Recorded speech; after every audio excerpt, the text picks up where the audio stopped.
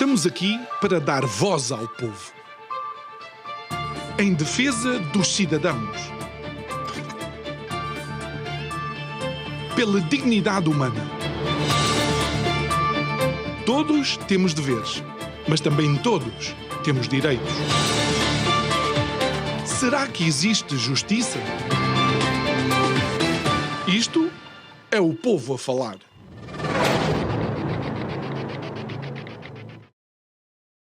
Olá, muito boa noite e bem-vindos a mais um Isto é o Povo a Falar. O meu nome é João Nuno Pinto e o programa está consigo de segunda a sexta-feira, neste mesmo horário. A emissão é em simultâneo aqui, Curiacos TV, e também na Rádio Vida 97.1.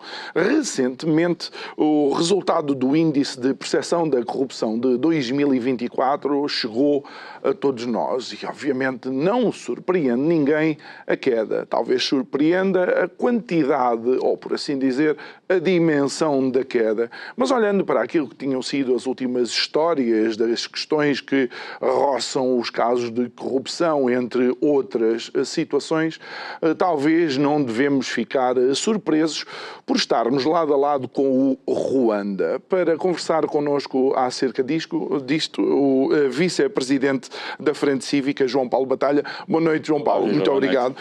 Ainda a primeira vez que conheci, ainda tinhas funções na TI, no capítulo aqui de Portugal. Obviamente, ao longo do tempo, para além da continuação do trabalho que a TI faz, é um tema que tu sempre acompanhas com a devida preocupação e fazendo minhas as tuas palavras.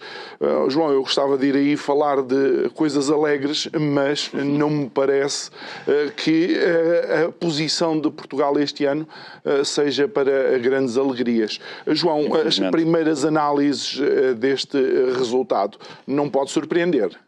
De facto, não surpreende muito, até porque é uma tendência que vem de 2015. Desde 2015 que Portugal, neste índice anual, tem estado a cair. O que aconteceu de 2023 para 2024 foi que a queda se acelerou. E acelerou-se, não é difícil perceber porquê, porque no final de 2023, portanto ainda não apareceu nos resultados do índice que saiu no início do ano seguinte, mas apareceu agora, nós tivemos dois governos, um governo nacional e um governo regional, na Madeira, a caírem por causa de casos de corrupção. E este índice tem que refletir necessariamente esse ambiente político e social.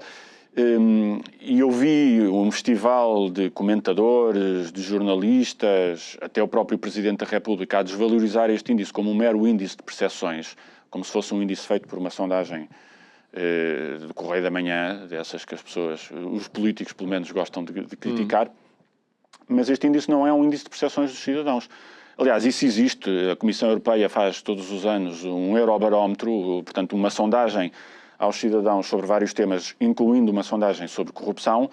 E se o resultado fosse o resultado dessa sondagem aos cidadãos, nós não tínhamos 57 pontos em 100, como temos neste índice da Transparência Internacional. Tínhamos 9 pontos em 100, ou 10, que corresponde à percentagem de cidadãos que acham que Portugal é um país corrupto ou muito corrupto. Portanto, não estamos a falar de percepções dos cidadãos. Estamos a falar de uma recolha de indicadores de organizações internacionais que olham para a realidade de cada país e transmitem essa realidade sob a forma de uma pontuação que a Transparência Internacional recolhe de várias fontes diversificadas e transforma num índice de 0 a 100. E é por isso que nós temos 57 pontos em vez de 9 ou 10, que era o que nós tínhamos se perguntássemos exclusivamente aos portugueses.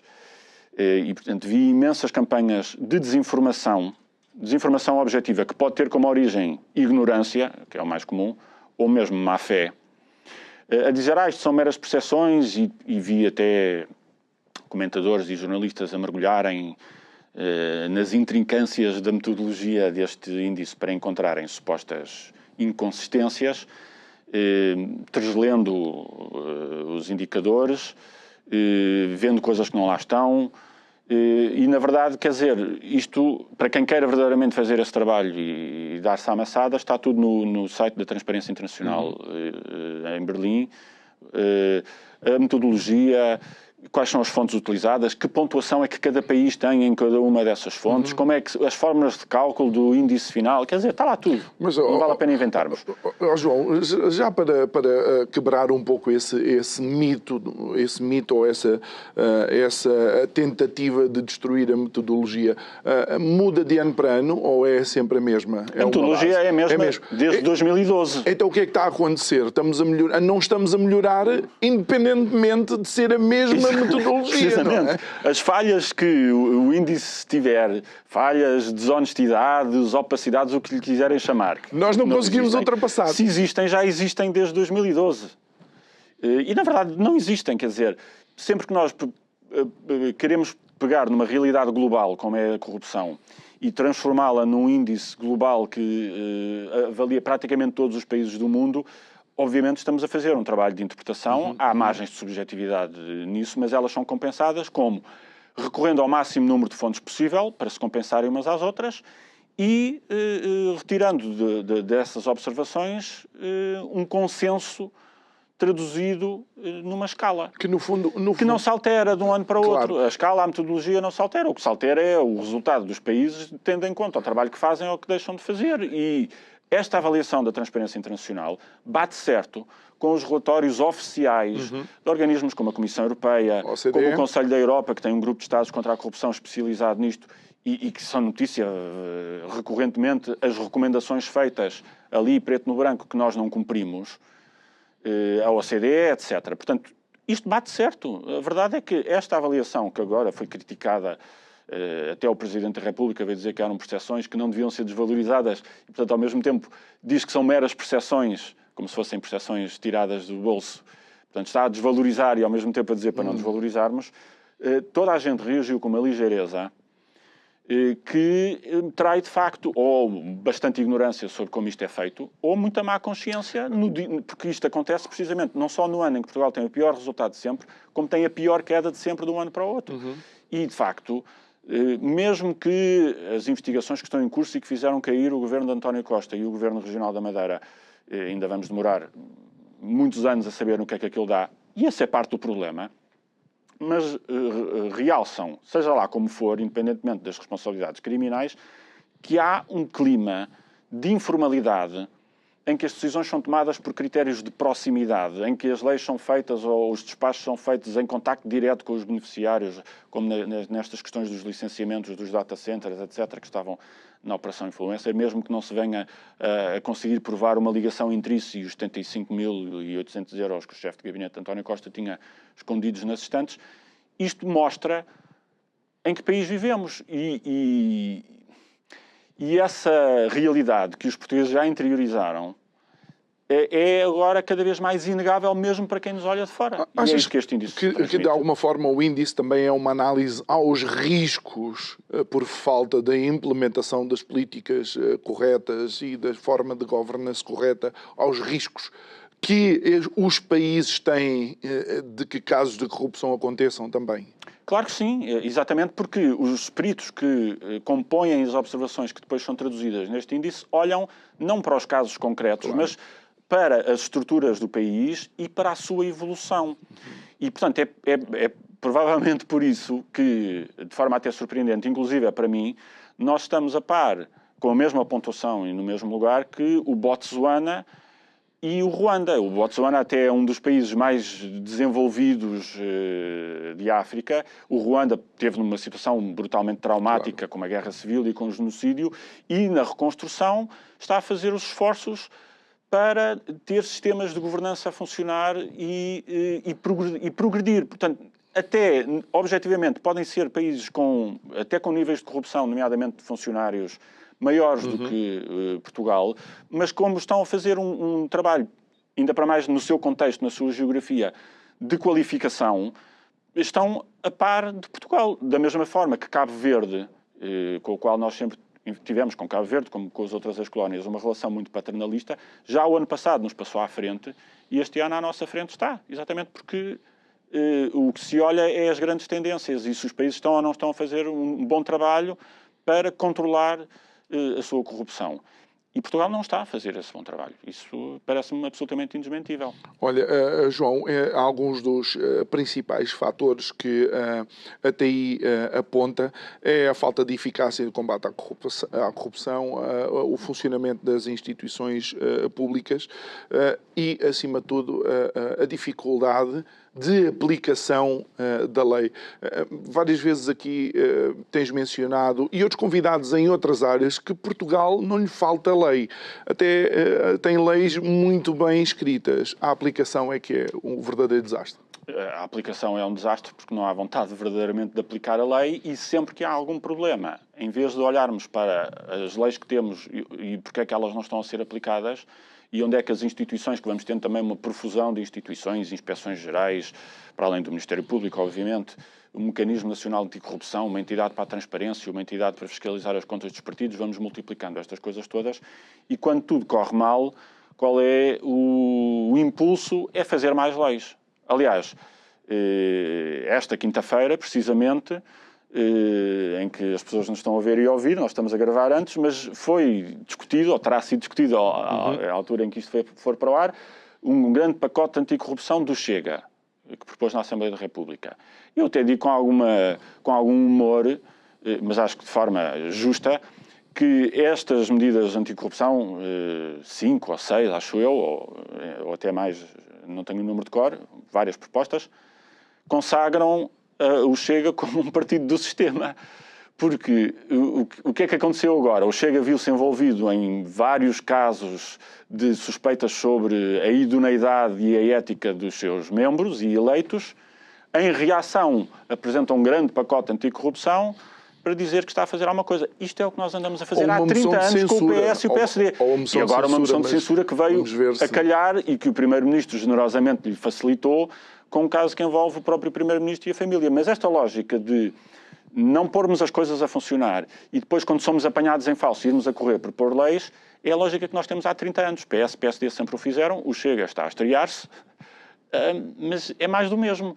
E isto, de facto, já não convence pessoas. Durante alguns anos percebia-se nas observações internacionais, nomeadamente do Conselho da Europa, que faz relatórios regulares, que havia um benefício da dúvida, porque o Governo dizia sempre: acabámos de aprovar esta lei, estamos a instalar este novo organismo, esta nova instituição, e havia o benefício da dúvida. E às tantas o benefício da dúvida, peço desculpa, transforma-se num malefício da certeza, que é, até de fora se percebe que estes tipos ali em Portugal passam a vida a legislar, passam a vida a criar organismos. O tal Mecanismo Nacional Anticorrupção foi criado em 2021, instalado a seguir, de 2022, já está a ser revisto pelo atual governo. Já tivemos o pacote anticorrupção, a agenda anticorrupção, a estratégia anticorrupção, não há papel anticorrupção. Parece os nomes da Polícia Judiciária que uma vez nós até ironicamente comentámos aqui, os nomes das operações. Das operações, que são muito esclarecedores. Mas nós podemos jogar ao bingo da anticorrupção, podemos fazer cartõezinhos de bingo com as iniciativas anticorrupção, os pacotes anticorrupção, as estratégias, as agendas, e de facto o bingo nunca sai. Os próprios cartões estão viciados, porque estamos constantemente a produzir matéria, legislação, revisão de leis, revisão de normas, organismos, despachos, agendas, códigos de conduta, que depois não se traduzem em nada. E isso já é aparente para os portugueses e começa a ser inegável também para quem nos olha de fora. Não achas que há alguma ironia que o relatório chegue e depois possam ouvir pessoas como o Pedro Cisa Vieira, Paulo Saragossa da Mata, a comentar negativamente, digamos, as conclusões do índice, ao mesmo tempo que estão a acontecer demissões no governo, casos sobre eventual conflito de interesses com uma empresa do Primeiro-Ministro e com os outros partidos políticos também. Quer dizer, nós estamos debaixo de uma avalanche a vê-la chegar, ou já debaixo dela, e a dizer: isto não é nada, são só uns flocozinhos de neve. E os tipos que dizem que isso é uma avalanche estão baseados em meras percepções.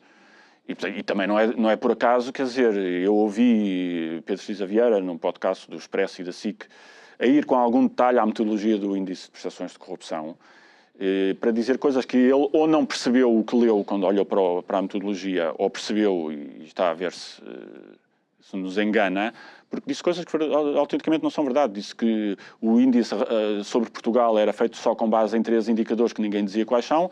Não é verdade, é feito com base em 8 indicadores, os indicadores estão bem identificados, a nota que Portugal tem em cada um desses indicadores está bem explícita e a forma como se calcula desses 8 a nossa posição está publicada. E, portanto, este tipo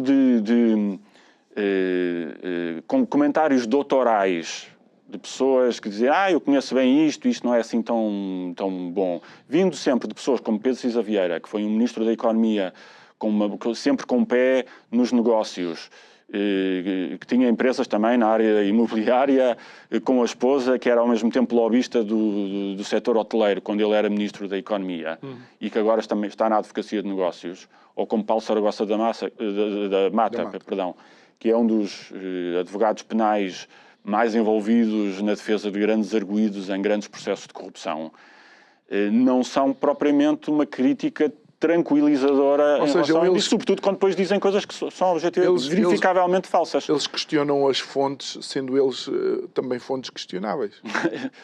Não só fontes, mas agentes questionáveis. Olha, João, algo que a mim eu não quero dizer que me surpreende, mas deixa-me bastante triste é a palavra nepotismo ainda existir no que concerne àquilo que é, digamos, a atividade política em Portugal. Deixámos a monarquia para trás, não é? Mas, pelos vistos, ainda há estas ligações sanguíneas. Exatamente. Portanto, em Portugal nós continuamos a ter, mesmo na condução dos negócios públicos e na condução dos negócios privados, quando tem que interagir com o Estado, demasiadas lógicas de nepotismo na ocupação dos cargos, na facilitação de negócios. Aliás, temos um caso, que é o famoso caso das gêmeas, que pode ser um caso com o qual até podemos ter alguma simpatia pela situação humanitária subjacente, claro, mas em que me parece que ficou já mais do que cabalmente esclarecido que aquelas gêmeas brasileiras, sendo também cidadãs portuguesas, vieram a Portugal ter um tratamento que o Brasil lhes negou, até porque disse que clinicamente não era necessário, mas a forma como elas entraram no Sistema Nacional de Saúde em Portugal não foi legítima, não foi lícita, e foi por uma cunha metida ao mais alto nível pela Presidência da República. A Presidência da República, no mínimo, encaminhou um pedido do filho do Presidente que não devia ter encaminhado.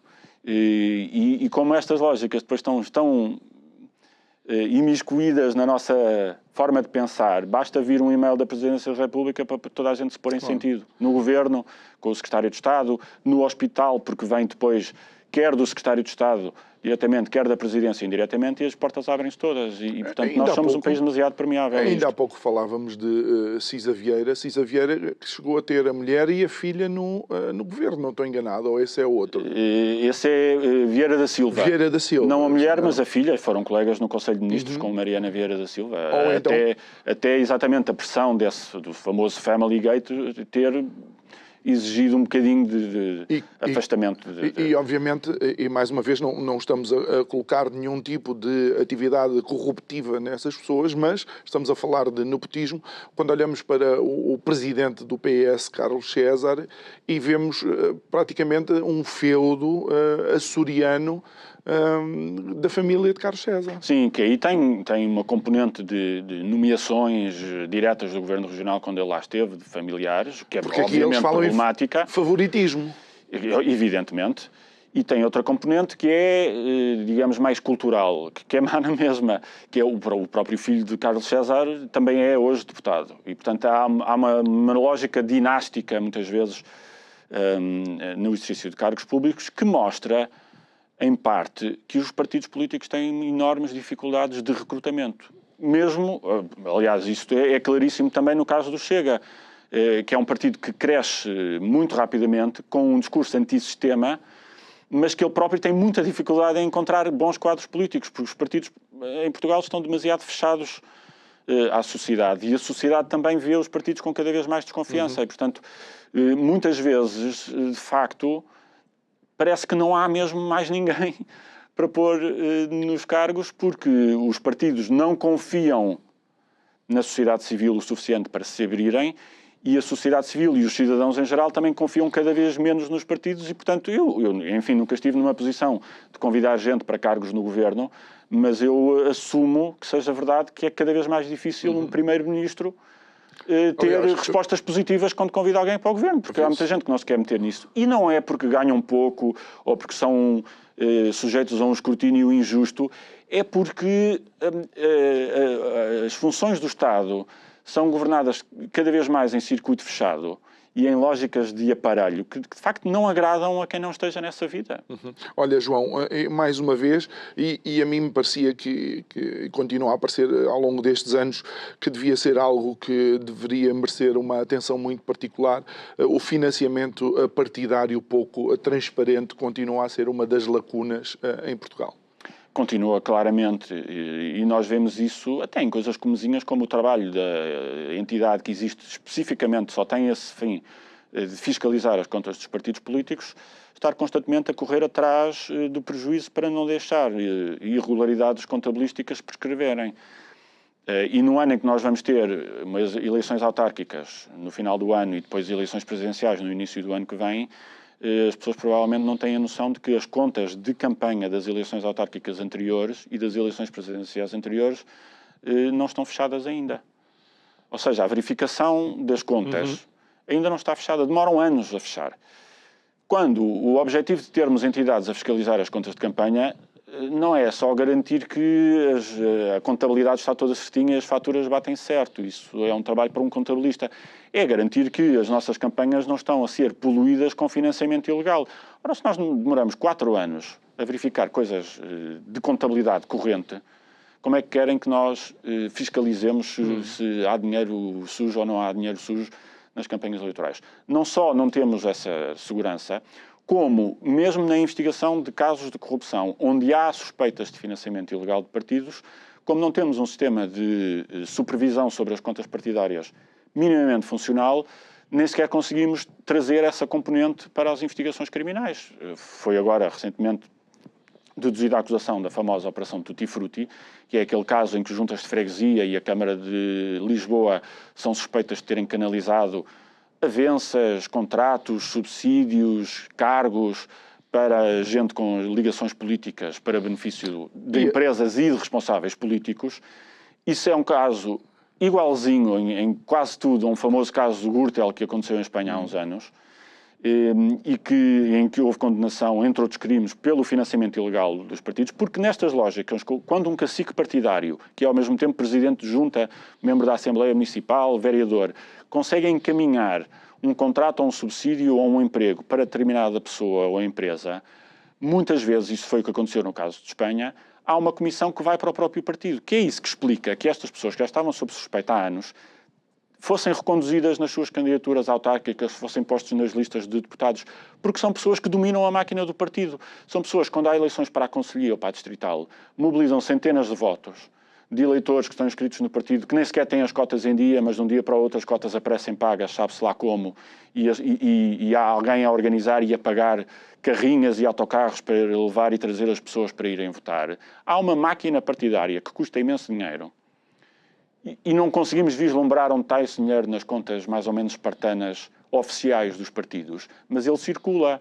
Mas como a fiscalização é inútil ou inexistente, nós nunca conseguimos comprovar, pelo menos com a força suficiente para o Ministério Público fazer uma acusação, quanto mais condenação, que destas contrapartidas que terão sido tiradas nestes negócios que foram agora acusados na Operação Tutti Frutti, haja dinheiro a entrar, mesmo que por baixo da mesa, informalmente nos partidos. Fora algo também igualmente perverso, se não ainda mais perverso, que é instrumentalizar a própria democracia, porque eu escolher um candidato para perder para uma junta não é propriamente... Essa lógica de repartição do espólio, repartição do saque, é obviamente uma violação do mais elementar princípio democrático, que é a concorrência sã, leal e verdadeira Claro. entre partidos políticos. E, portanto, esta lógica de...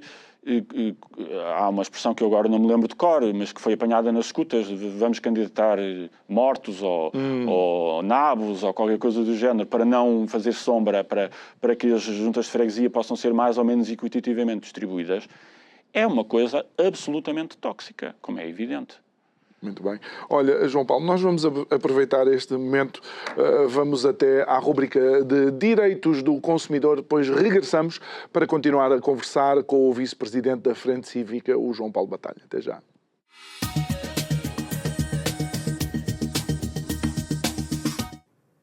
Salve! Direitos do consumidor, direitos do cotidiano.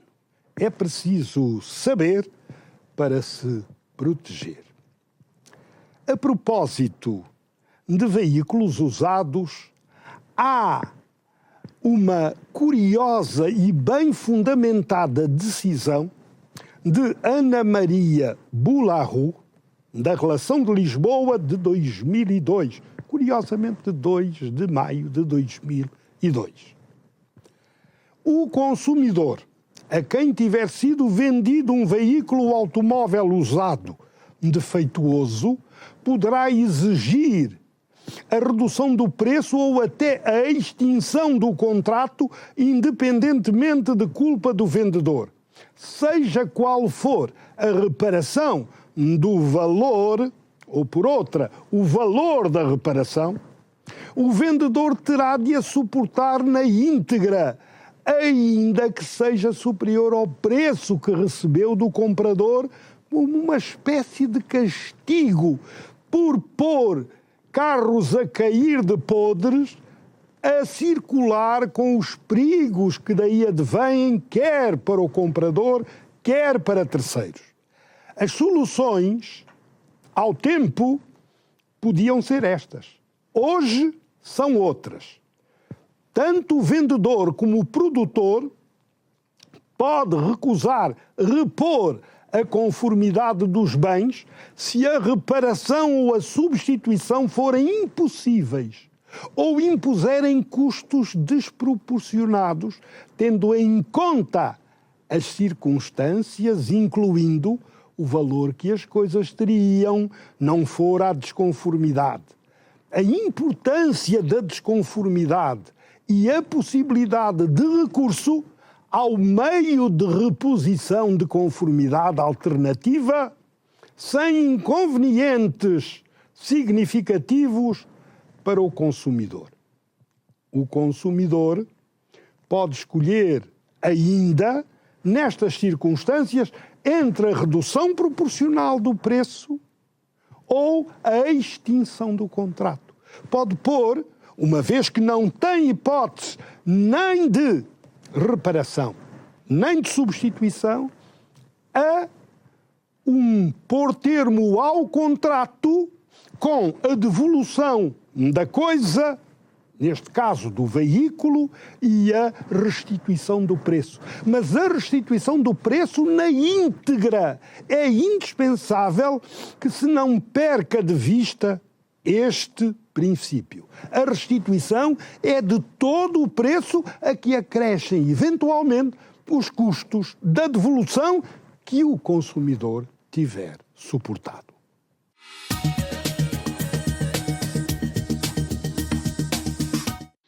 De volta ao nosso estúdio, depois de termos ouvido os direitos do consumidor com o professor Mário Frota.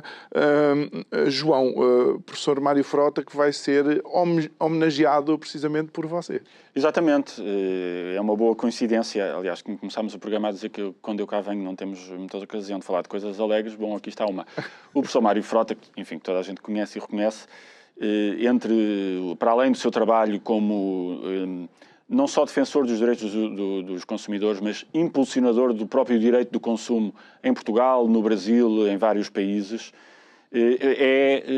dá-se a felicidade de ser membro fundador da Frente Cívica, foi o primeiro presidente da Assembleia Geral, e por tudo isto, pela sua dedicação à causa da defesa dos consumidores, pelo seu envolvimento em inúmeras causas cívicas, pelo seu exemplo de bom cidadão e de cidadão empenhado, foi consagrado já em outubro membro honorário da Frente Cívica. E, portanto, este sábado vamos fazer um jantar de homenagem, enfim, vamos formalizar esse estatuto e vamos entregar-lhe um diploma, e é uma oportunidade para lhe prestarmos a devida homenagem e também de o ouvirmos falar sobre as suas causas. É um almoço, não sei se disse jantar. Jantar.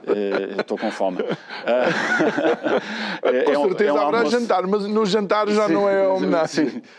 Portanto, vai ser um almoço de homenagem este sábado em Coimbra, que é a cidade de Mário Frota, ao 12h30. O almoço está aberto a quem queira participar e homenageá-lo. Podem encontrar, enfim, tem que se inscrever, não é? Nas nossas redes sociais para se inscreverem, exatamente, lotação limitada. Para não ultrapassarmos a lotação do restaurante. Mas serão todos, obviamente, bem-vindos, e em tempos duros em Portugal e fora, é sempre bom nós termos um momento para saudarmos as pessoas que nos inspiram e as pessoas que nos reconhecemos como referências. E o Mário Frota é seguramente uma delas. E ainda me lembro de uma frase que ele te disse e que tu tens guardado nestes últimos... É a minha Bíblia, porque eu comecei o meu ativismo com muito entusiasmo e uma crença de que conseguíamos mudar muita coisa rapidamente, e essa crença, enfim... O entusiasmo, acho que ainda continua, a crença vai se desvanecendo, que as coisas parece que não mudam. E não sei se a frase é da autoria do Mário Frota, mas foi ele que me disse, e eu agarro-me a ela como se fosse uma tábua de salvação, que já não estamos a lutar para mudar o país, estamos a lutar para que o país não nos mude a nós. Ou o país ou o mundo. Mas eu acho que a sabedoria que há nesta frase, para além de nos dar algum alento, que é reconfigurarmos a nossa visão sobre o ativismo, já não é querer mudar o mundo, é impedir que o mundo nos mude a nós, nos mude quem nós somos e no que acreditamos. E eu acho que a maneira de verdadeiramente mudar o mundo é só essa.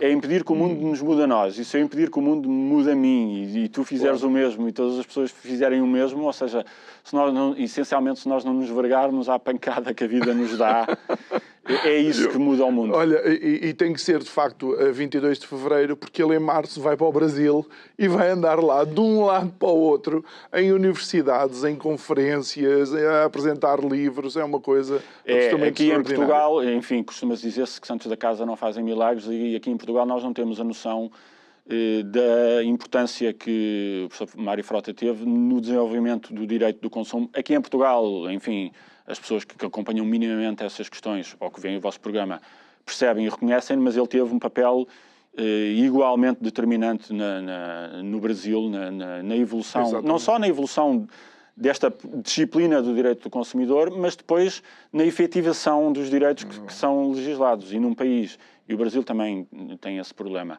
em que nós consagramos muitos direitos na lei que depois muitas vezes não saem do papel, é preciso lutar não só para que os direitos sejam consagrados, mas para que depois eles sejam exercidos. E, portanto, o papel que ele tem, não só no desenvolvimento das leis, mas depois a informar os cidadãos, a dar conferências, a passar mensagens de comunicação, como faz aqui no vosso programa, para que as pessoas conheçam os seus direitos e os façam valer, é absolutamente fundamental e dá-nos o retrato de um cidadão completo. E é isso que nós queremos celebrar. É verdade, muito bem. Olha, João, posto todo o que é de bom já em cima da mesa, temos que voltar a uma situação obviamente angustiante, que é aparecer agora o próprio Primeiro-Ministro, quando muito, num conflito de interesses.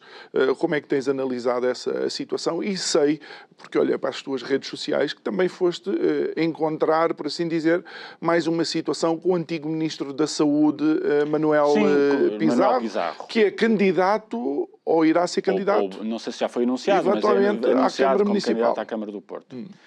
Eu tenho visto esta situação com, enfim, um misto de desalento e de interesse, digamos, político ou sociológico. Nós tivemos agora um secretário de Estado da Administração Local que foi demitido porque tinha criado 2 empresas na área do imobiliário ao mesmo tempo que estava a fazer uma nova lei dos solos que cria novas oportunidades, quanto a mim desastrosas, mas enfim, acho que hoje não é o tema hoje, de especulação imobiliária e de negócios imobiliários. Isso cria um conflito de interesses. E a pressão gerada por esse conflito de interesses ditou a demissão do secretário de Estado, com o Primeiro-Ministro a confessar no Parlamento, ou a reconhecer no Parlamento, que a criação dessas 2 empresas tinha sido uma imprudência.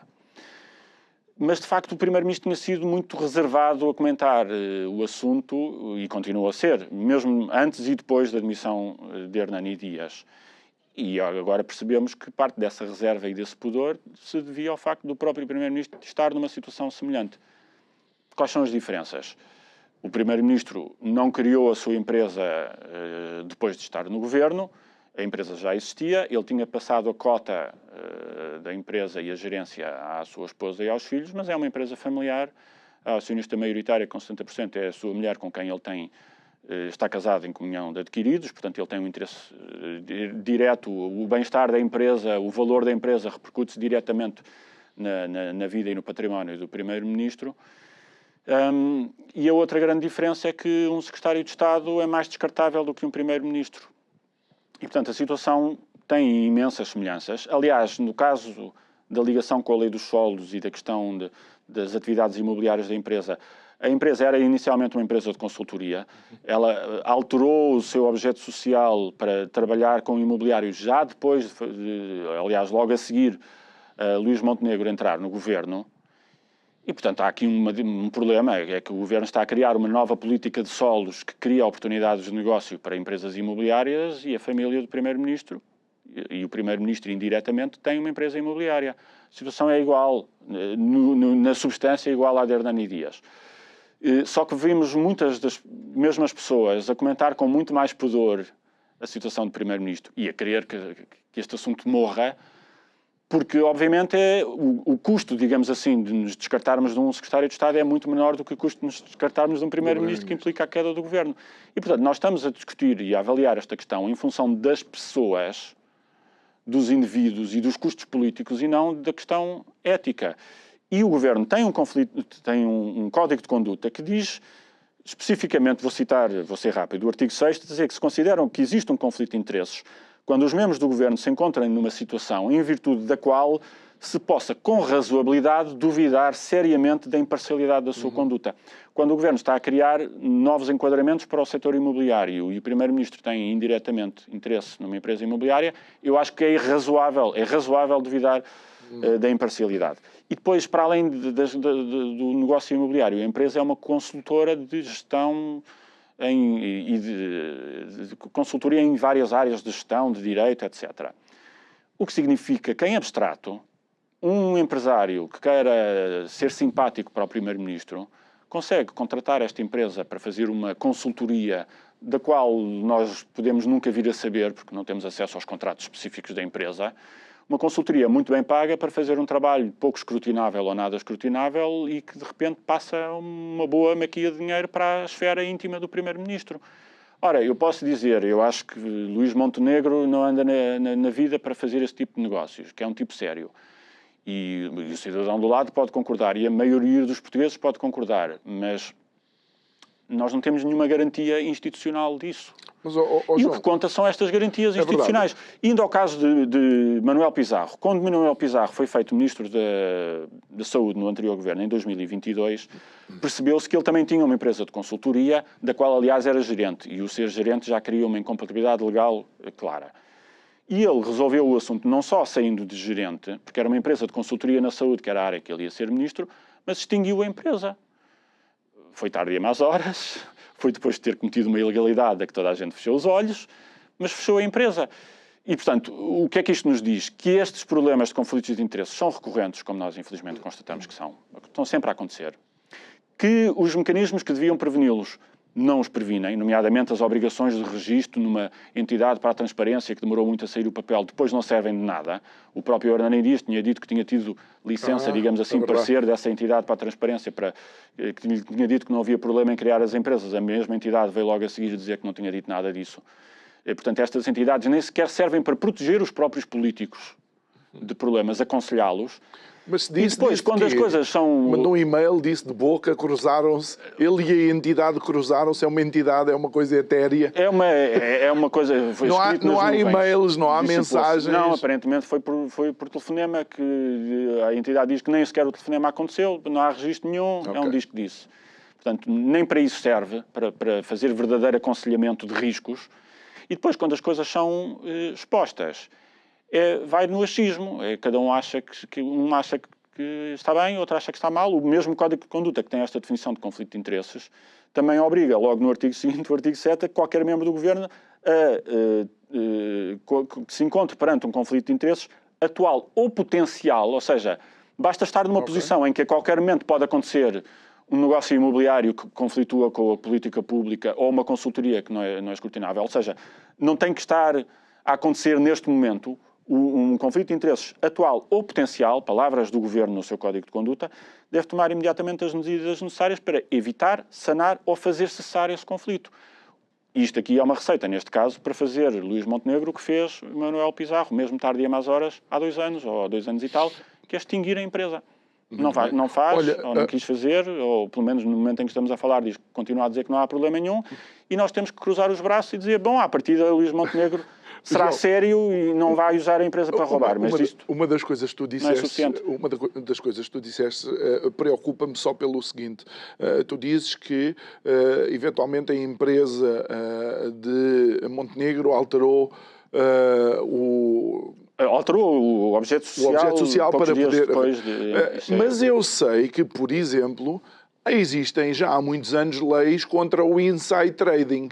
Quando estamos na bolsa e são leis que são aplicadas, há multas, há pessoas que vão para a prisão quando fazem determinadas ações porque têm acesso a informação, claro, sem ser pelos canais normais. Pois, e nesse caso há uma criminalização exatamente desses conflitos de interesse e de informação privilegiada.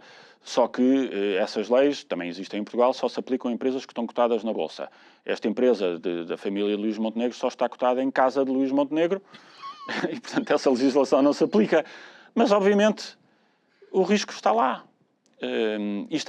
Enfim, não estamos a falar de uma empresa, está agora na mão da mulher e dos filhos, é uma empresa de consultoria de gestão. Estamos a falar de 2 filhos que têm 20 e poucos anos, um deles é recém-licenciado, o outro acho que ainda nem acabou a licenciatura. A esposa tem um currículo numa área que não tem nada a ver nem com o direito nem com a gestão e, portanto, eu não vislumbro que competências é que tem qualquer destes sócios para prestar consultoria de gestão. E, portanto, eles herdaram uma empresa que correspondia à atividade do pai, foi Luís Montenegro que a fundou, foi Luís Montenegro o seu primeiro principal sócio, foi Luís Montenegro que a dinamizou e, portanto, não estando Luís Montenegro agora em condições de prestar serviços com esta empresa, que serviços é que a empresa está a prestar? A quem? Que capacitação é que eles têm, inclusive? Quem? Não sabemos e, portanto, há aqui uma porta de entrada na esfera íntima do Primeiro-Ministro para quem queira fazer negócios com a sua família e indiretamente com ele, que é impossível de escrutinar. E, portanto, mesmo que o Primeiro-Ministro seja a pessoa mais honesta do mundo, e eu dou de barato que seja, que garantia prática, institucional, escrutinável é que nós temos? Não temos nenhuma. E também somos obrigados a uma grande capacidade de criatividade para achar que pessoas que não têm propriamente experiência no setor são capazes de manter a empresa à tona. Pois, ou mantêm com pessoas que foram contratar, mas que também nós não conhecemos. Porque, à partida, Luís Montenegro não pode telefonar ou não deve. Não pode ou não deve. Aliás, quando o próprio Luís Montenegro garante à imprensa e a toda a gente que a empresa não vai fazer negócios imobiliários, não vai fazer negócios disto e daquilo, na verdade, em termos técnicos, jurídicos, práticos, ele tem tanta autoridade para dar essa garantia como eu. Porque, tal como Luís Montenegro, eu não sou sócio da empresa e não sou gerente da empresa. Portanto, ele não mando nada nem ali. Que sim, nem que não. Ele não tem autoridade para fazer essa promessa, mas diz, dou-me bem com os acionistas. Ele não diz isso nesses termos, claro, obviamente, mas é isso que ele alega. Pois claro que se dá. São a família dele, que herdou a empresa que ele criou, que ele montou, que ele estruturou no objeto social que ele escolheu. Não é suficiente, lamento, não é suficiente e custa-me que isto seja sempre interpretando como, porque sempre que se fala em conflitos de interesse em Portugal, está a pôr em causa a honorabilidade pessoal de A ou B ou C. Não estou. É o processo. Mas exatamente, há regras e temos que perceber, entre outras coisas, para que é que servem estes códigos de conduta. Isto cria dúvidas, acho eu, razoáveis. Acho que são razoáveis, sinceramente, claro acho que não estou a inventar nada. É esse o padrão que está no código de conduta, dúvidas razoáveis. E o remédio que está no Código de Conduta é fazer cessar estas dúvidas. E isso faz como uma de 2 maneiras. Uma que é muito cara politicamente, que é a admissão do membro do governo. Foi o que aconteceu com Hernani Dias. Lá está, secretários de Estado são mais descartáveis. Outra mais simples, que foi o que aconteceu com o Manuel Pizarro há 2 anos, que é extinguir a empresa. Muito bem. João, mas não achas que tudo o que está relacionado com a corrupção tem um preço ainda mais caro, que é a saúde das democracias e o bem-estar, de facto, das democracias? Evidentemente, a saúde das democracias e, no limite, a continuidade das democracias, porque se as pessoas chegam à conclusão dramática de que as democracias estão capturadas pela corrupção, as próprias pessoas percebem conceptualmente que uma democracia capturada pela corrupção acaba por não ser uma democracia, por definição. A democracia não é só, a expressão temporária de uma maioria expressa em urnas. A democracia é o império do interesse comum.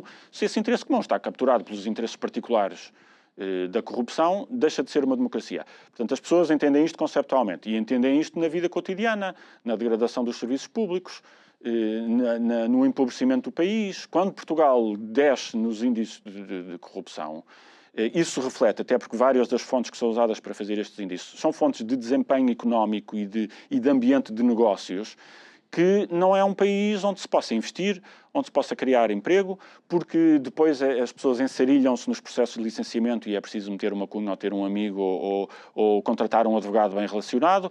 E isto tem impacto, óbvio, tem impacto direto. E, portanto, de facto, no limite, estes, não vou dizer 50 anos, porque não é verdade, mas 20 anos, 30 anos em que nós andamos a brincar aos pacotes anticorrupção sem que as coisas verdadeiramente se reestruturem, têm este impacto. E nós, pelo menos desde o ano 2000, que também temos a nossa economia essencialmente estagnada. E não é por acaso, as coisas estão relacionadas. E o limite não é só o nosso empobrecimento económico e social. Não achas que é a desilusão do português? Por exemplo... A desilusão e a raiva, porque a desilusão tinha uma tradução política que era a abstenção. Exatamente. E agora temos a raiva que tem uma tradução política que é votar em partidos de ruptura. Olha, por exemplo, a semana passada ou há 2 semanas, os mesmos que nos trouxeram até aqui a banca ver 100 e não sei quantos milhões perdoados. Mais até, acho que eram 285 milhões só de multa. Não estamos a falar de prejuízo. Exatamente, perdoados. O impacto que isso tem emocionalmente numa pessoa... Eu não sei se é possível quantificar, de facto. Não, até porque isso morre por prescrição num processo judicial em que os próprios bancos, na verdade, nem sequer se preocuparam muito em tentar desmentir os factos. Até foi uma investigação. A Caixa está lá. Bem feita. A Caixa era o mais multado, portanto, o Banco Público era o principal... devedor. Sim, o principal prevaricador. E o que é que estava em causa? Estavam em causa 11 bancos do nosso sistema financeiro, que são praticamente todos, a combinarem entre si taxas, comissões, spreads, portanto, as condições comerciais que davam ou não davam aos cidadãos. Portanto, era um conluio, um cartel, em que nós andamos a pagar taxas e comissões por tudo e por nada nas contas bancárias, nos empréstimos, porque os bancos estavam combinados uns com os outros. Esta investigação foi feita pela Autoridade da Concorrência ao abrigo de um regime que existe por imposição do direito europeu e que se discute há muito tempo, que tê-lo também para o sistema criminal e para os crimes de corrupção e que nunca mais avança, que é exatamente o estatuto que permite o chamado estatuto do arrependido ou do colaborador que recebe um prémio. Foi um dos bancos que viu passar por si este sistema de conluio, salvo erro o Barclays Bank, até por imposição da casa-mãe no Reino Unido, que denunciou a moscambilha. E ao denunciar, como está dentro do esquema, há imensa documentação, e-mails, circulares, atas, que é metida no processo e, portanto, a prova é brutal, a prova é fortíssima. Por isso é que nós não queremos este tipo de regime nos crimes de corrupção. E dizemos que é uma grande inversão do Estado de Direito. Nós já o temos. Para o direito da concorrência já o temos porque a Europa obriga, mas no direito penal já é um atentado ao Estado de Direito. Portanto, a prova era fortíssima. Qual foi a estratégia dos bancos? Atrasar, arrastar, protelar. E ganharam. João, para terminar, uma vez mais, o que é que nós, enquanto cidadãos, devemos continuar a fazer?